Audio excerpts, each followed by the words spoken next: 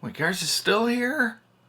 Hey guys, it's Kevin Conder, and this time on the blog, as I attempt to do things other than just showing a good time and some kids riding around in a car drinking, going woo woo, this time I'm going to do something that probably is illegal, but nevertheless entertaining, and that's kind of what it's all about, is to be entertaining. I work here in Stockholm, Sweden, where they're supposed to have a lot of worker rights, and they kind of do. You can't get fired unless they have a reason once you're a permanent employee. But I'm actually pretty shocked because America has way more ergonomic concern for their employees in the companies than the companies here do. That's probably because of insurance claims in the US. But here, they just don't seem to give a shit. And that's kind of shocking. I'm surprised by that. It wasn't that way when I lived here in the 90s. In any event, I'm about to show you some footage of two things I thought were entertaining. Well, not entertaining, were catastrophic at Ericsson. Entertaining because I like to watch things burn. But first of all, one thing that really got me is, strangely enough, on this 3-4 building, the TV4 building, downstairs they have this beautiful film studio. I'm talking a full sound stage.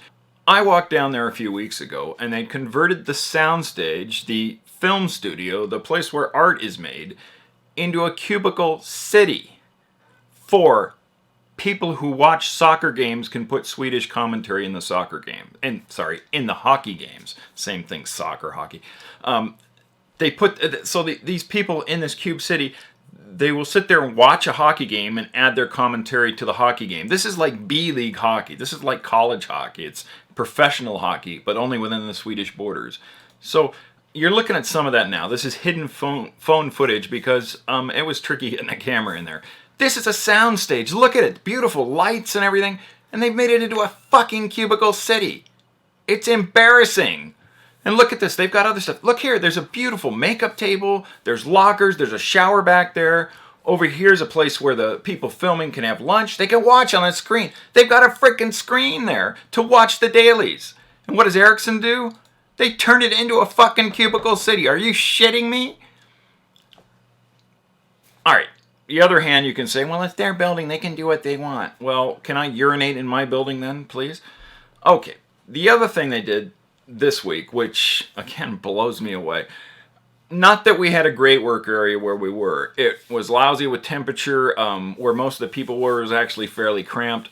But they decided that this was costing too much for this group I work for. So there's like 60 people that work there. They decided, hey, let's move them to the other side of the building and cramp them into a completely inappropriate space just so we can do whatever it is we're doing. So let me show you again some. This is not hidden phone footage. I actually had my Samsung NX1 with me. So hopefully it's a little better quality. Although it's tough doing hidden filmings with a big DSLR, let me tell you. So here we are now. Look at this. Look at it. There's no people there. When there's people there, it's absolutely crowded to the gills. Every screen you see and every desk you see is a person. Look, that's 1, 2, 3, 4, 5, 6, 7 people per row in that tiny space. Think about that. That looks like a frickin' Indian software company to me. It looks like one of those offshore development places where they just cram a bunch of people in there and don't give a shit about them. You will code or die. And yet, 10 meters away, look at it. Look! It's all empty. Beautiful, nice little tiny cubicles with no people in them. And yet, over where we are, you saw how crowded it is. I get to breathe the person next to me's air. I don't enjoy that. I can't even back my chair up. It hits the guy behind me. So, in conclusion, Ericsson is stupid. Think about this now. This is a company that had such a huge advantage in the mobile phone game in the 90s and early 2000s and handled it so incompetently, they don't even make mobile phones anymore. They've just gone through a July reconstruction where they fired hundreds of people for no apparent reason. They do this every periodically. They're like a lawnmower that comes by because Ericsson management and sub-management and middle management, they really don't have any idea who does what. So they just kind of randomly decide to fire people.